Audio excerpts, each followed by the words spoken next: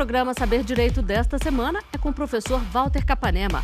O curso é sobre direito eletrônico. Tem dúvidas sobre o assunto? Mande um e-mail para nós, saberdireito@stf.jus.br. Você também pode estudar pela internet. É só acessar o site www.tvjustiça.jus.br. Olá pessoal, tudo bem? Eu sou Walter Capanema, sou professor de Direito Eletrônico. Estamos aqui no programa Saber Direito da TV Justiça, falando sobre o Marco Civil da Internet. Esta é a nossa terceira aula, que será sobre a neutralidade e a privacidade. Rememorando que na primeira aula falamos sobre a introdução à lei, seus conceitos principais e princípios. Na segunda aula falamos sobre direitos e garantias na grande rede, garantidos pelo Marco Civil. E agora, portanto, a tão famosa e tão falada neutralidade na internet. A neutralidade na internet ela está prevista no artigo 9º do Marco Civil. Mas o que é neutralidade? Na primeira aula, eu até adiantei um pouquinho. Falei que a neutralidade ela teria a ver com a isonomia na internet. Na realidade, a neutralidade ela é uma criação doutrinária do professor Tim Wu, da Universidade de Colômbia, nos Estados Unidos, que ele entendeu o seguinte, que a neutralidade, na realidade, é a aplicação da isonomia na internet. Ou seja, os provedores de internet, as empresas que fazem o trabalho de gerenciar a parte física da internet, elas não podem fazer um tratamento discriminatório ou privilegiar determinada informação ou determinado usuário. Só que no artigo 9º do Marco Civil, é um artigo até de uma redação um pouco confusa, que diz que a neutralidade, na realidade, ela se aplica não a qualquer tipo de provedor. Não é o provedor só de internet ou, digamos assim, o provedor de aplicação, né, os sites. A neutralidade só se aplica ao que a lei chama de responsável pela transmissão, comutação ou roteamento.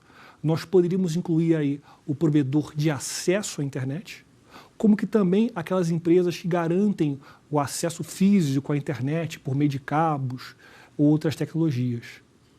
O que é estranho é que o Marco Civil acabou afastando da sua aplicação, da neutralidade, os chamados provedores de aplicação.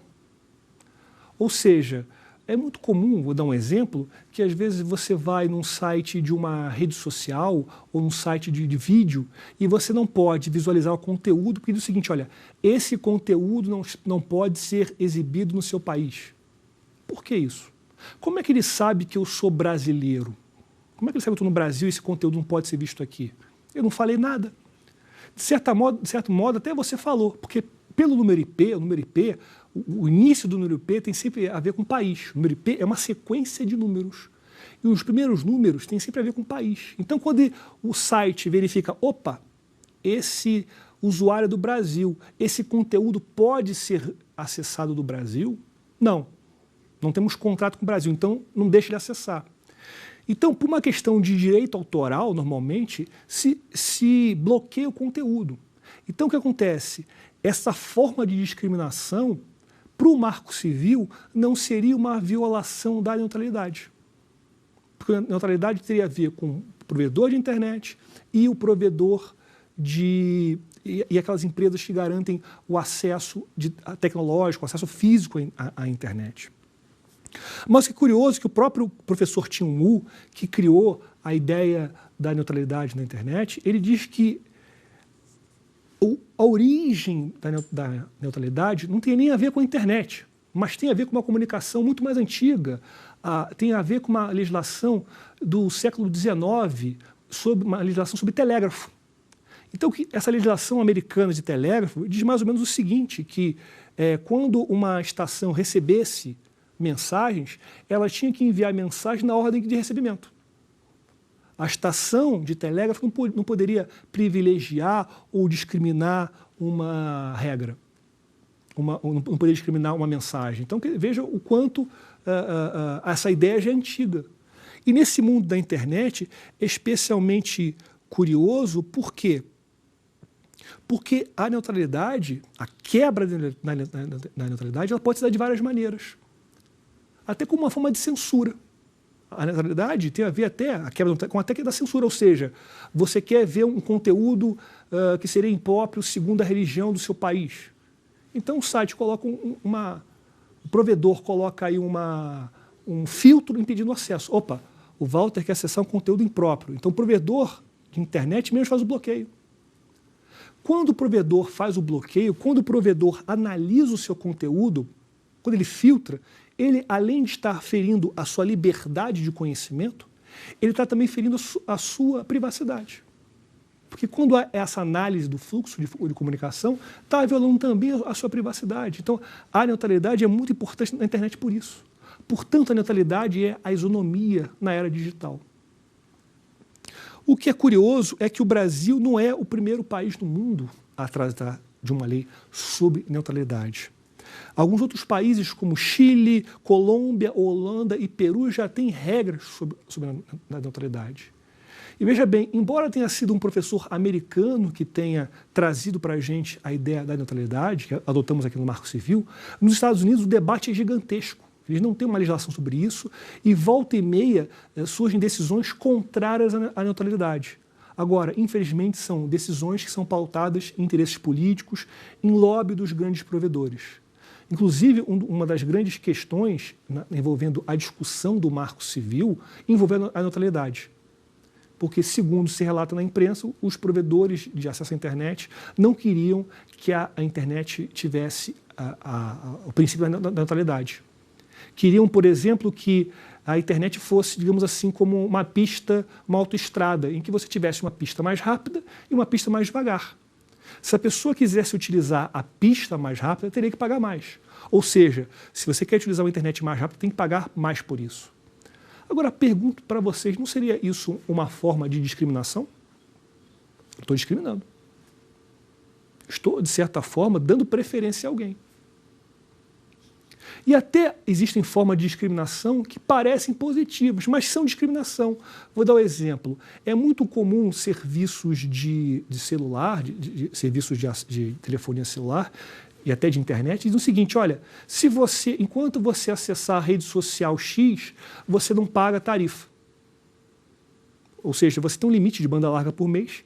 Enquanto você acessa, olha o que o provedor faz, enquanto você acessa aquela rede social X, eu não estou computando a sua banda larga. Para o consumidor é positivo, poxa, que maravilha. Mas isso é uma violação à neutralidade, porque, de certa forma, ele está beneficiando quem acessa aquele conteúdo. Há, portanto, uma violação. Olha que incrível. Mas é a mesma questão. Se eu tenho a neutralidade como um princípio, se eu tenho a isonomia como um princípio na Constituição, a isonomia na Constituição, ela admite exceção. A própria Constituição diz, eu tenho exceção da isonomia e da igualdade, como, por exemplo, nas mulheres que não prestam serviço militar, a idade de aposentadoria dos professores é menor, tempo de contribuição. Agora, se a neutralidade é isonomia no mundo digital, eu poderia dizer também que haveria exceção à isonomia? Sim. Há exceções. Agora, o grande problema é que essas exceções elas estão previstas no parágrafo 1º. E o parágrafo 1º é uma norma bastante complexa e que vai dar margem para problema político e problema jurídico. Por quê? Ela diz que as exceções à neutralidade, seja para tratar de discriminação, seja para tratar de preferência, deve ser veiculada por um decreto presidencial. E nesse decreto presidencial deve ser dada prévia oitiva ao Comitê Gestor da Internet e à Anatel. E justamente essa situação de exceção deve ser prevista, portanto, um decreto e deve se basear, só pode decorrer de requisitos técnicos indispensáveis à prestação adequada do serviço e priorizar os serviços de emergência. Agora, vamos analisar por partes esse artigo. Em primeiro lugar, por que estabelecer uma norma de exceção à neutralidade por meio de um decreto? a neutralidade veio por decreto. Por que a exceção também não... a neutralidade ela veio por lei. Por que a exceção também não deveria vir por lei? Seguir o paralelismo das formas. Por que por decreto? Isso tem a ver com o caráter de inovação da internet, de celeridade. Porque surgem tecnologias todo o tempo. Imagine que uma situação que deveria ser exceção à neutralidade surge de repente. Se a gente tivesse que fazer por lei, imagine o tempo de um processo legislativo. O processo legislativo é custoso, emocionalmente é custoso, você precisa debates, conversas, vai da Câmara para o Senado vai... Então, às vezes, são anos que você perde. Quando você aprova, aquela exceção já estava caduca. Então, o decreto é um procedimento, melhor dizendo, é um ato normativo mais sério porque ele parte do presidente. O Marco Civil mesmo menciona o artigo 84, inciso 4 da Constituição, como aquele artigo que traz como prerrogativa do presidente da República expedir decreto. Então, o decreto basta, o presidente da República, é um ato próprio do presidente da República. Ele não precisaria passar por um debate gigantesco. Mas aí vem uma questão no Marco Civil que seria de duvidosa constitucionalidade. No Marco Civil, a exceção à neutralidade ela deve surgir por um decreto. Só que esse decreto não parte tão somente do presidente da República. A Constituição, no artigo 84, inciso 4, diz que é só o presidente da República que expede decreto. Mas no Marco Civil, o presidente, antes de pedir o decreto, ele precisa ouvir o Comitê Gestor da Internet e a Anatel. Mas, espera aí, quem é o Comitê Gestor da Internet e quem é a Anatel? A Anatel, na realidade, é uma agência reguladora do serviço de telecomunicação e sua natureza jurídica é uma autarquia de regime especial. Ou seja, é uma autarquia que, por ter uma função de fiscalização, ela precisa ter uma maior independência administrativa, financeira.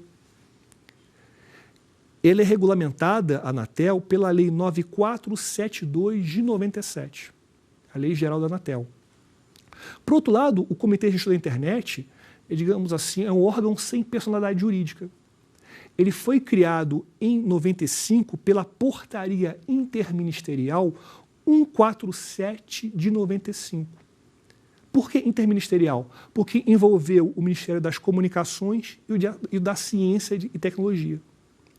E atualmente esse Comitê Gestor da Internet, que cuida da internet no Brasil, que gere, que administra a internet no Brasil, ele é regulamentado pelo Decreto 4829 de 2003. Portanto, o Comitê Gestor da Internet ele é integrado por um colegiado que possui 21 membros. Esses membros vêm do Ministério das Comunicações, da sociedade civil, da própria Anatel, e eles decidem. Mas como é que eles vão decidir envolvendo a exceção ao Marco Civil? Imagine que o presidente da República queira uma coisa, a Anatel queira outra e o comitê gestor mais outra. Quem vai ter a palavra final? Ou então digamos assim, digamos que o presidente quer A, mas o CGI, né, o comitê gestor, e a Anatel querem B.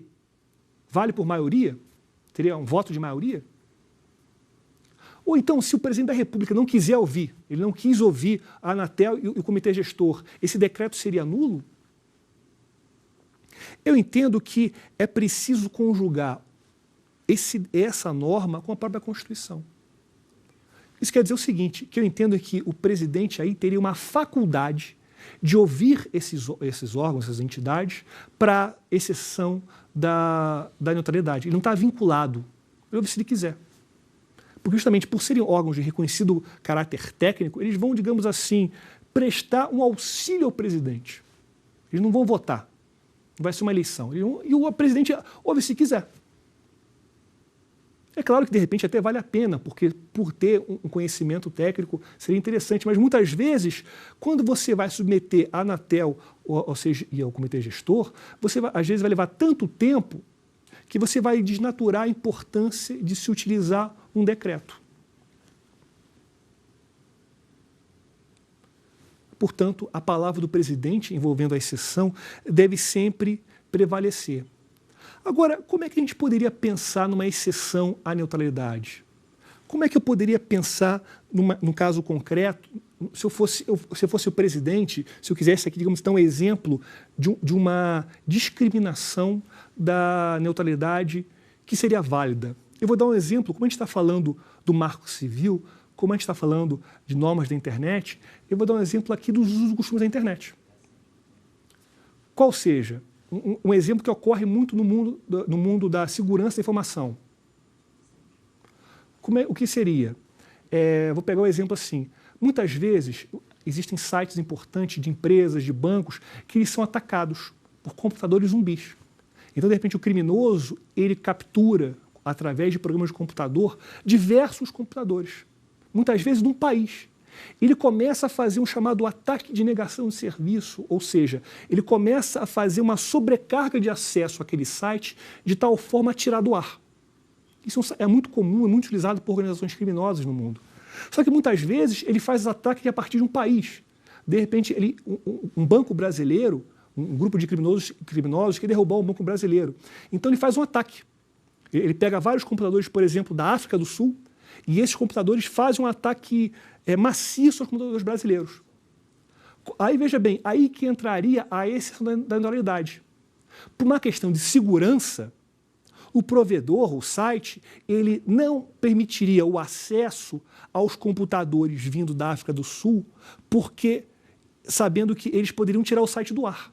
Então, veja bem, é uma exceção que seria válida e que é comumente aplicada na prática pelos sites e pelos especialistas em informação.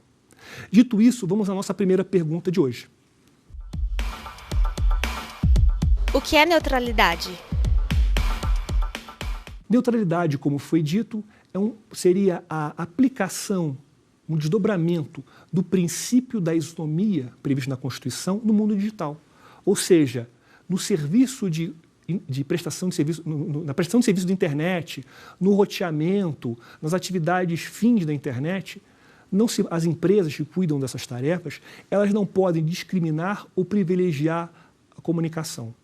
Ou seja, todas as mensagens, todos os acessos devem ser tratados de forma igualitária, cabendo as exceções a ser regulamentadas num decreto presidencial em que se deve dar oitiva, ao meu entendimento, facultativa e tão somente pelos aspectos técnicos ao Comitê Gestor da Internet e à Anatel.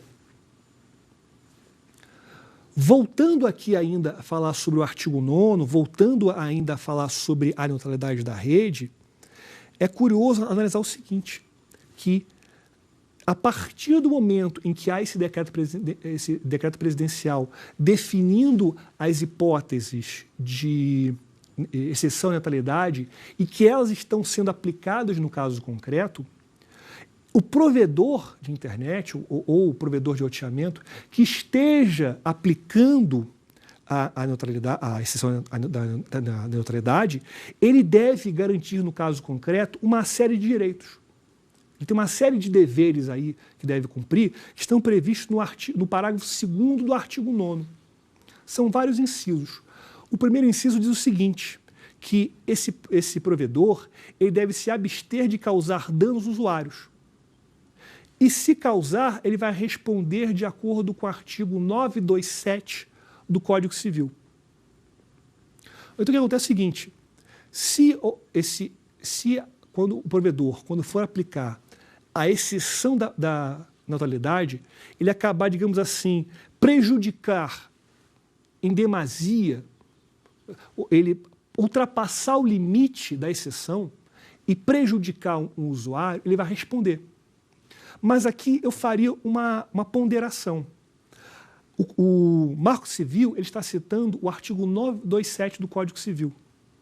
O caput do 927 ele trata da responsabilidade subjetiva, a responsabilidade civil objetiva, em que se há necessidade de comprovar a culpa, o nexo de causalidade e a conduta do agente. Então o que acontece aqui é o seguinte, eu entendo que se há uma relação consumerista, ou seja, você e o seu provedor de internet, nós não vamos aplicar esse inciso, o parágrafo 2º, inciso 1. Você vai aplicar as normas específicas do CDC, Por quê?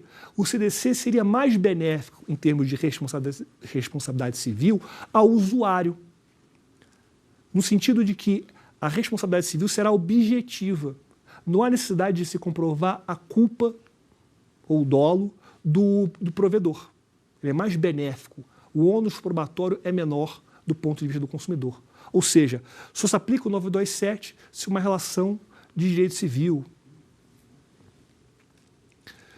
O outro dever, no inciso 2 do parágrafo 2º, tem a ver com o dever do provedor de agir com proporcionalidade, transparência e isonomia. Ou seja, se há uma exceção à neutralidade, o provedor, ao aplicar, deve agir no estrito limite dessa exceção. Ele não pode agir em demasia, ele não pode prejudicar o consumidor. O usuário deve saber que está sofrendo uma exceção à neutralidade, deve ser transparente, deve ser clara a situação. Inclusive, até recomendaria se colocar em contrato, olha, uma cláusula contratual, ou seja, nas situações específicas X, Y e Z, conforme o decreto presidencial tal, a neutralidade vai ser afastada por esse tempo, por essas situações Y, Z e A. Então, até a transparência no contrato é importante para o consumidor. O outro dever, o terceiro dever, no inciso 3, tem a ver com de informar previamente, de modo transparente e claro aos seus usuários sobre essa situação de exceção à neutralidade. Ou seja, se tem a clareza, deve existir não só no contrato, deve existir também na própria conduta, no próprio ato de se aplicar a exceção da neutralidade. Ou, de repente, o usuário recebe um e-mail, um SMS, diz, olha, a partir de amanhã a sua conexão vai ficar mais fraca nessa situação aqui, de acordo com o decreto presidencial. Ou seja, até se recomenda o provedor, ao informar o usuário da aplicação da exceção, trazer o fundamento. E o fundamento vai ser sempre o decreto presidencial. Sempre o decreto presidencial. É uma forma dele se resguardar, de mostrar que ele está aplicando aquilo e até permitir que o seu consumidor avalie, fiscalize se os limites da exceção estão sendo cumpridos. Por fim, no inciso 4, o último dever do provedor, que ele deve oferecer os serviços em condições comerciais não discriminatórias e abster-se de praticar condutas anticoncorrenciais. Infelizmente, isso acontece muito, a violação desse dever. Por quê? Vou dar um exemplo inclusive que aconteceu nos Estados Unidos. Imagine uma situação que é muito comum aqui no Brasil, você tem uma empresa que, ao mesmo tempo que ela fornece serviço à internet, ela é provedora de internet, ela também fornece o serviço de telefonia. Ou seja, você pode, de repente, assinar um pacote de telefone e internet. É muito comum. Acho que quase todas as empresas de telefonia também fornecem internet, o acesso à internet. Agora imagine que, de repente, alguém, um gênio da computação, tenha criado um programa que até permite você fazer ligação gratuita pela internet. Maravilha!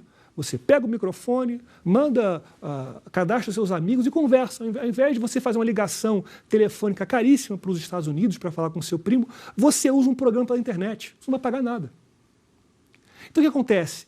Esse provedor, que é provedor de internet e telefonia, pensa bem, opa, esse programa aí que esse usuário inventou, tudo bem, é maravilhoso, mas ele está diminuindo a minha receita. Eu não vou estar mais ganhando dinheiro com as ligações interurbanas ou internacionais. Então, o que ele faria aí, de uma forma até anticompetitiva e anticoncorrencial? Ele bloquearia o acesso do usuário àquele serviço. Então, quando o usuário do seu provedor, acessasse esse programa, não conseguiria se conectar. Porque o provedor bloquearia o acesso. Veja que você tem uma violação da privacidade, porque o provedor sabe quando você se conectou ao programa e está violando sua privacidade. E a violação até do exercício da sua comunicação, porque você não pode acessar. É uma prática anticomercial gravíssima. E nos Estados Unidos ocorreu isso de acordo, no exemplo parecido com o que eu trouxe para vocês.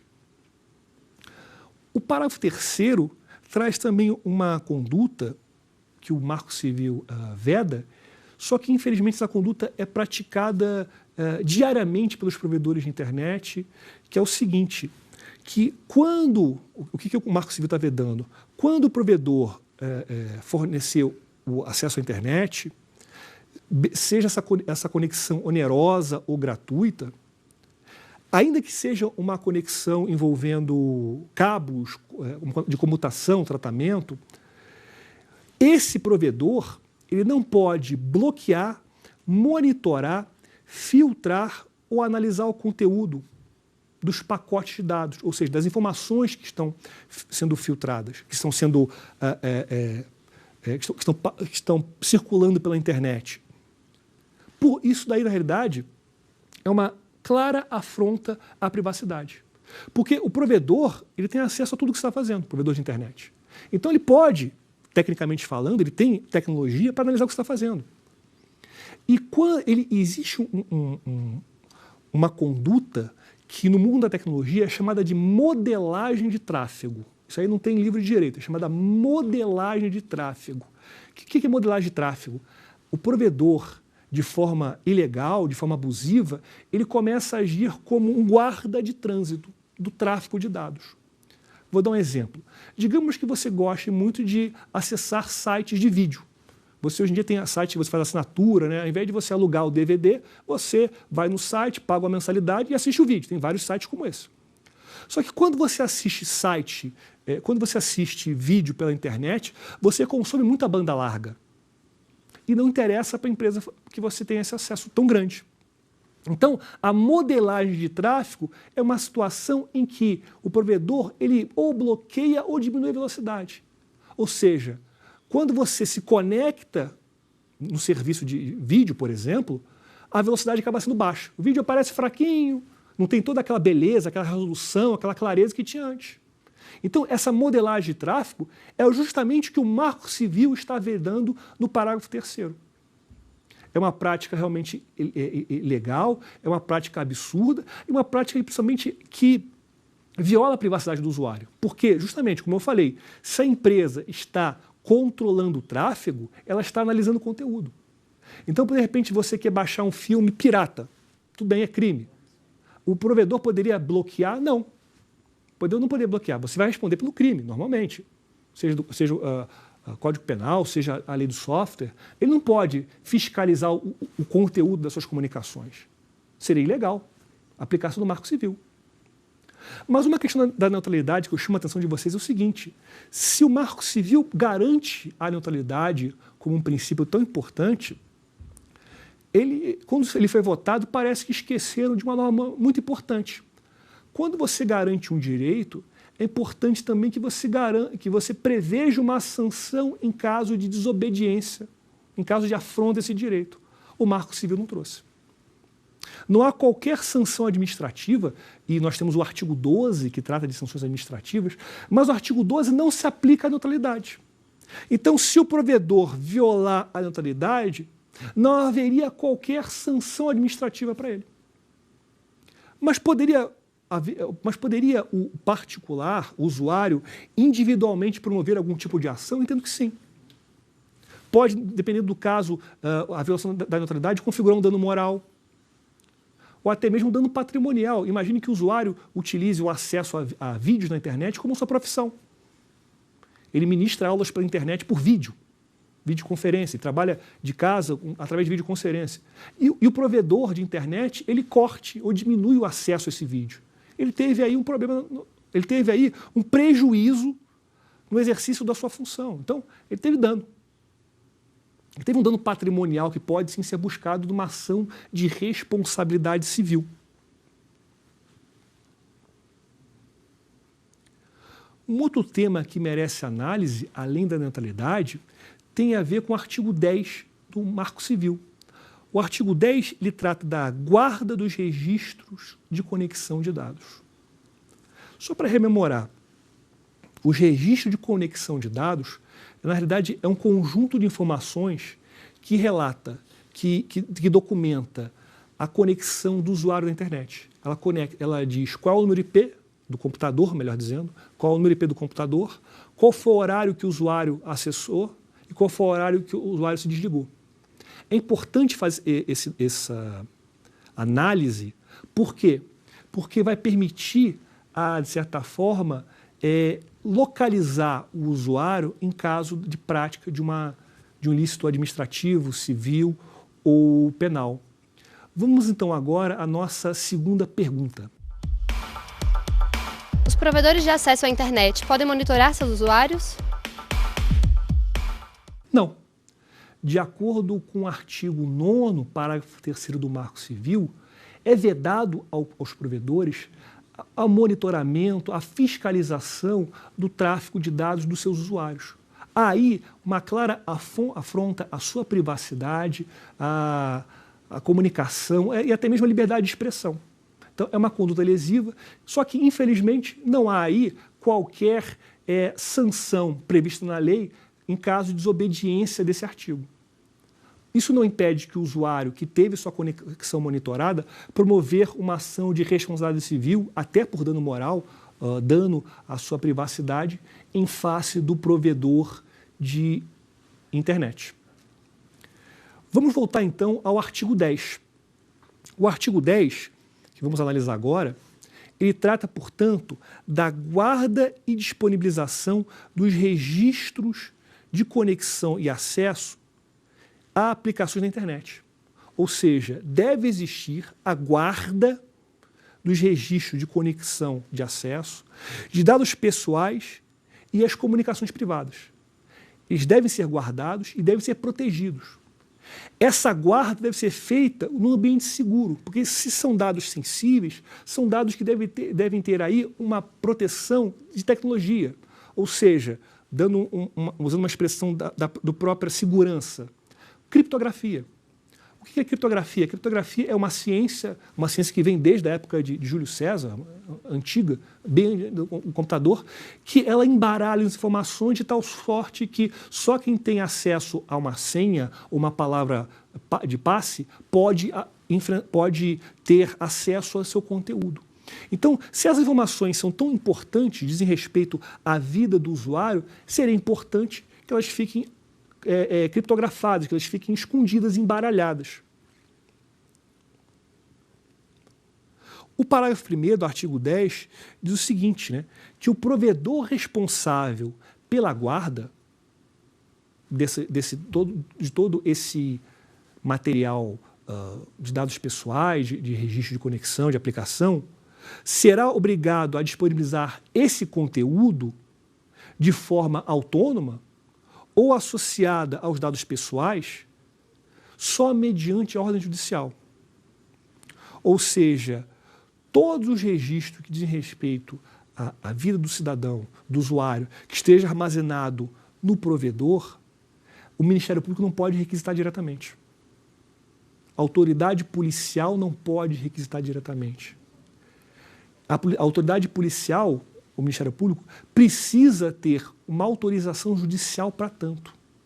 Ou seja, há aqui uma nítida reserva jurisdicional. O Ministério Público e a autoridade policial, quando vão ter acesso a esse material, eles devem justamente fundamentar. Devem indicar qual é a pessoa que eles estão, qual é a pessoa referente a essas informações, devem dizer qual é a finalidade e qual o período. Porque eles não podem ter acesso a tudo. Se você tivesse acesso a tudo, seria algo abusivo, você estaria violando de forma muito grave a privacidade dos indivíduos. Porque quanto mais dados você tem acesso, mais fundo você vai na privacidade de alguém. O parágrafo 2º diz que o conteúdo das comunicações privadas somente poderá ser disponibilizado mediante ordem judicial. Então, veja bem, não é apenas, de acordo com o artigo 10 caput, seu parágrafo 1º, os dados pessoais ou a conexão, os dados de conexão, de registro de conexão, que podem ser acessados. De acordo com o parágrafo 2º, as próprias comunicações privadas armazenadas, ou seja, os próprios e-mails que você tem armazenado na sua caixa postal do computador, não podem ser acessados sem ordem judicial. Eu faria, inclusive, uma outra interpretação. Não é só o seu computador. Se você tem, por exemplo, conteúdo de e-mail que esteja armazenado no web e-mail, ou seja, naquele serviço de e-mail que você acessa a partir da internet, ainda assim, só por ordem judicial específica é que se pode ter acesso. Agora, ordem judicial penal, a lei não fala. Então pode ser penal, pode ser civil, pode ser trabalhista, tem que ser uma ordem judicial. Não interessa o tipo de ação, porque o Marco Civil aqui não está delimitando. E não tem nenhuma norma constitucional delimitando, como tem na inviolabilidade do sigilo das comunicações de dados, né? Que é uma ordem judicial que tem a ver com uma investigação ou um processo de infração penal. Agora, por outro lado, existem tipos de informações que podem sim se ter acesso sem ordem judicial. Estão lá no parágrafo 3º. Que quer dizer o seguinte, que os dados cadastrais do usuário, ou seja, o nome, endereço, e-mail, identidade, os dados que ele utilizou para se cadastrar no provedor, as autoridades podem ter acesso, as autoridades administrativas podem ter acesso desde que tenha competência legal para tanto, para essa requisição. Aí vem uma questão muito interessante. Quando a gente fala de autoridade administrativa, seria quem? Seria o Ministério da Justiça? Seria a Anatel? Seria a autoridade policial? Não.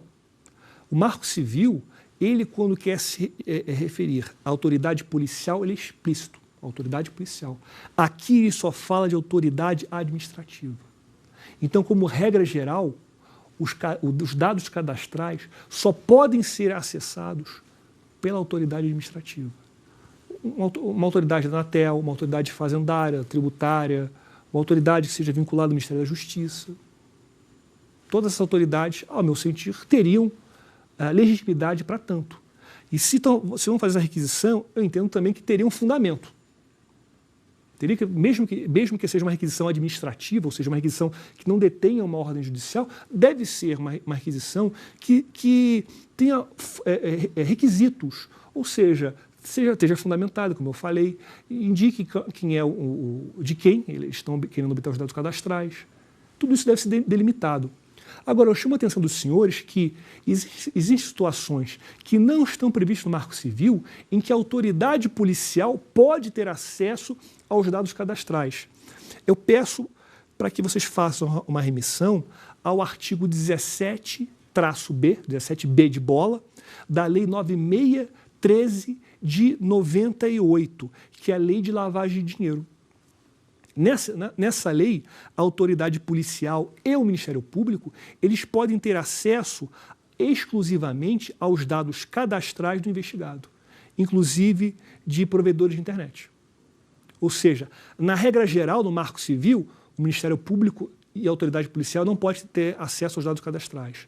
Mas se for um fato que corresponda a um crime de lavagem de dinheiro, a investigação de um crime de lavagem de dinheiro, o Ministério Público e a autoridade policial podem ter acesso.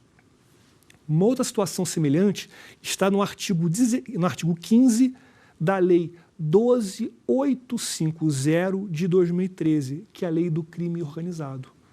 Nessa lei, novamente, o delegado de polícia e o Ministério Público pode ter acesso aos dados cadastrais do provedor da internet desde que esteja correlação com a lei, ou seja, desde que esteja correlação com a investigação de um crime organizado.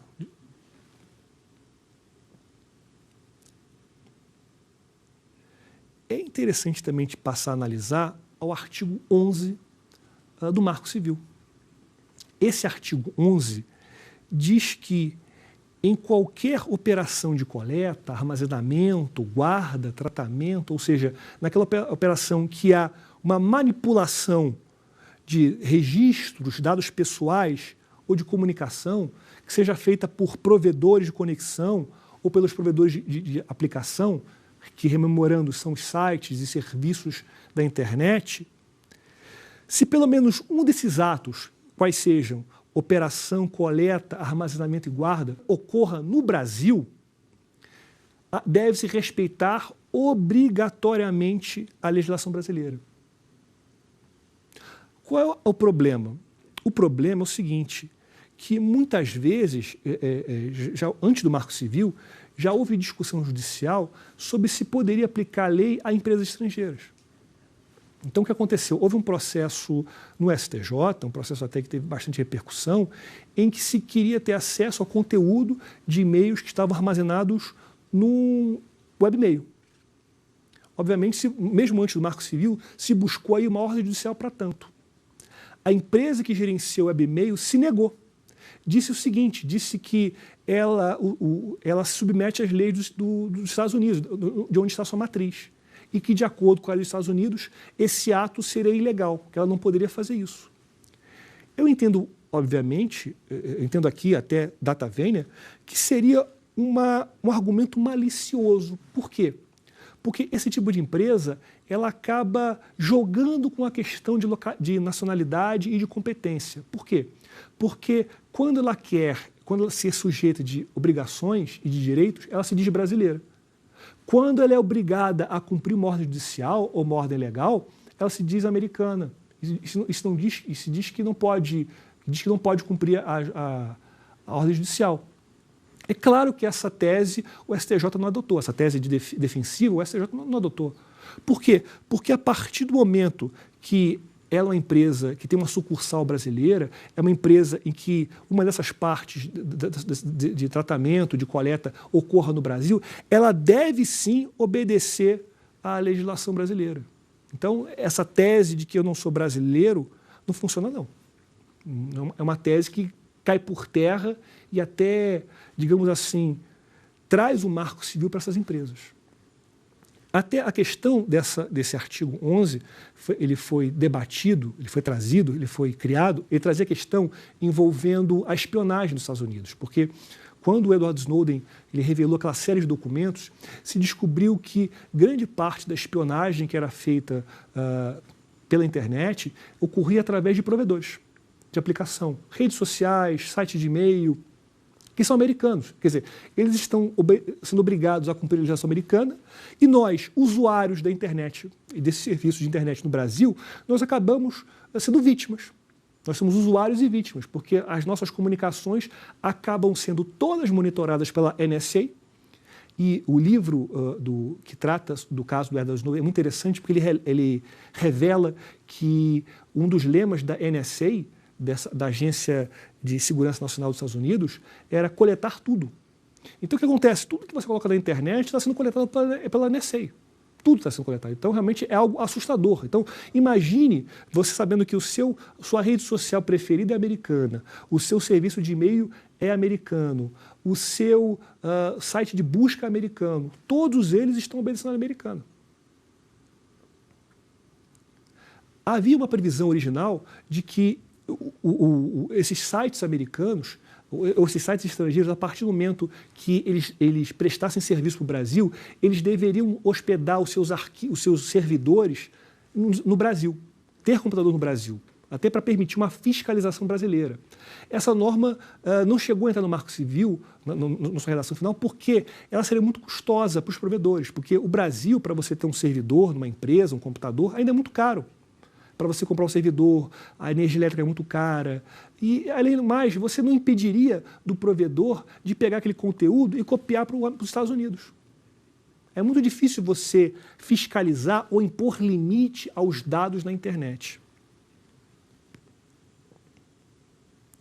O parágrafo 2º diz o seguinte, que o disposto no caput, ou seja, em relação a questão da aplicação da lei brasileira, aplica-se mesmo que as atividades sejam realizadas por pessoa jurídica sediada nos Estados Unidos.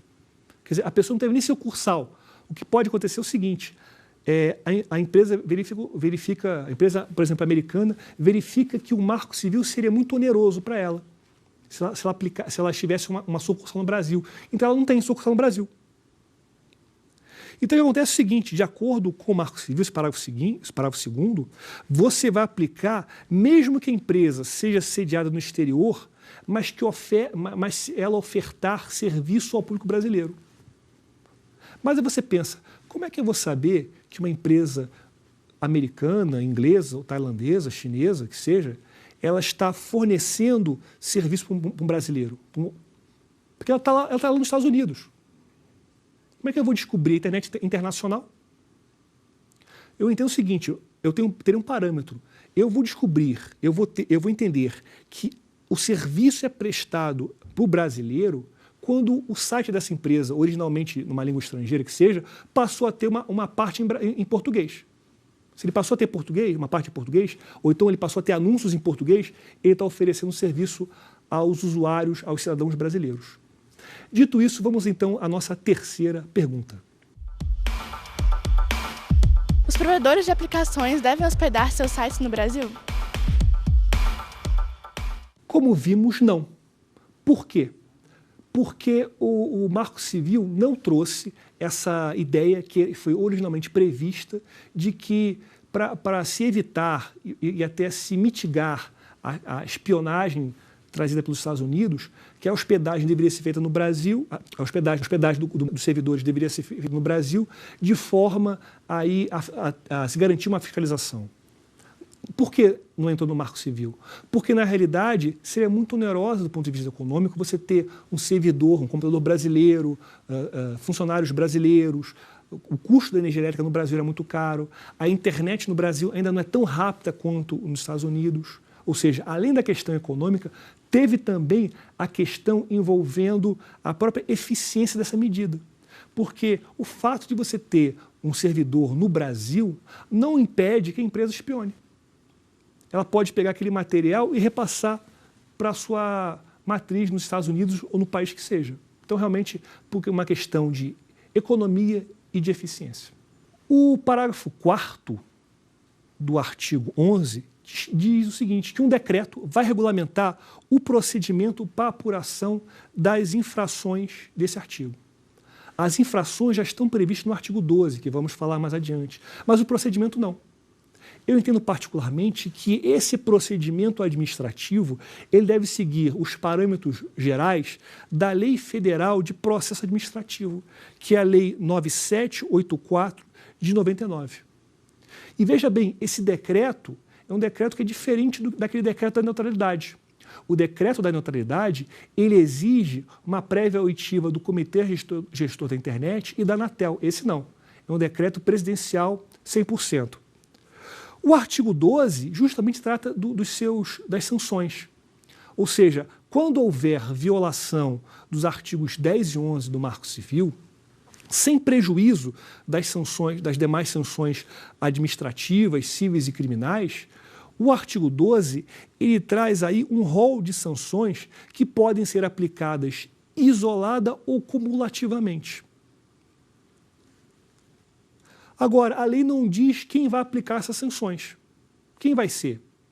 Talvez esse decreto presidencial, que vai tratar do procedimento administrativo, vá trazer aí o órgão sancionador. Mas eu entendo particularmente, mesmo a lei sendo silente, que se poderia se aplicar aí como órgão sancionador a Anatel, porque se a Anatel tem a função de fiscalizar, impor penalidades que digam respeito às telecomunicações, ele é o órgão mais... Ele é a entidade que tem mais legitimidade para tanto. Então, o que acontece? As sanções são cumulativas, mas, de certa forma, o Marco Civil não diz quando você vai aplicar cada uma delas. Ele não é muito claro. Mesmo ele não sendo claro, você tem um parâmetro, que é o princípio da proporcionalidade. A sanção a ser aplicada deve ser proporcional à conduta realizada. A primeira sanção que a lei traz é a advertência. A advertência é a sanção mais simples e ela vai ser aplicada com a indicação para a adoção de medidas corretivas. Então, quando é uma medida, quando a desobediência de uma formalidade simples da lei, vou dar um exemplo possível, digamos que se tem uma norma tecnológica que obriga que a guarda de dados seja criptografada, só que o provedor guarda sem criptografia. Então, nesse caso, se desrespeitou uma norma tecnológica. A advertência seria, até por escrito, eu entendo que seria por escrito, a lei não diz, mas por escrito, para que essa empresa que desobedeceu, ela cumpra a norma. Ou seja, vai indicar um prazo que seja proporcional complexidade da medida, olha, você tem 60 dias para instalar uma criptografia nos seus sistemas, por exemplo. Então, o que acontece? Eu entendo que a reiteração da advertência daria margem à aplicação de outras sanções, como, por exemplo, no inciso 2, a multa. A multa é de até 10% e tem como o parâmetro 10% do faturamento do grupo econômico no Brasil no seu último exercício, excluídos os tributos. Ou seja, quando o órgão sancionador for aplicar a multa, ele tem que conhecer qual é, de certa forma, o lucro líquido daquela empresa sancionadora.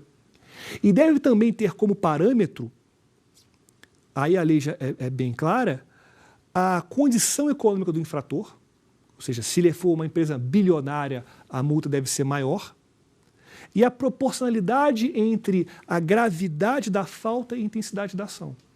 Inclusive, a proporcionalidade aqui deve ser feita não só na multa, mas qualquer uma delas.